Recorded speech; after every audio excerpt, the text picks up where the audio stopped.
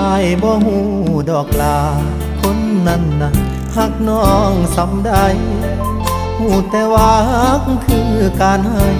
หากน้องสุขใจอายยอมทุกอย่างเมื่อเจ้าเลือกเขาแล้ว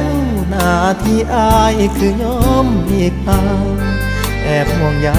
น้องอยู่ริมทางเบิ่งคนมาทีหลังพาน้องเดินควงแขนเฮ็ดดีนำทุกอย่างก็หวังอยู่บ้างน้องอาจมีใจแต่แล้วได้เป็นแค่เพียงพี่ชายน้องก็ให้อายใช้คำว่าแฟนเห็นน้องสุขกับเขาปานตกยอดพาวใส่โพนดินแก่นแต่หากเจ้าเกินสิเครียดสิแค้นได้แต่ตอบแทนน้องด้วยคำว่าดีใจน้ำน้องลาด้วยน้ำตาอีกแบบหนึ่งคือหวังดีที่อยากส่งถึงจากใจดวงหนึ่งที่น้องเมินค่าบ่ได้เฮ็ดบุญร่วมชาติบ่ได้ตักบาตรร่วมขัน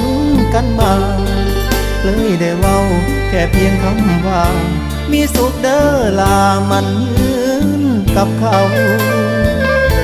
หากบ่เห็นอายจาก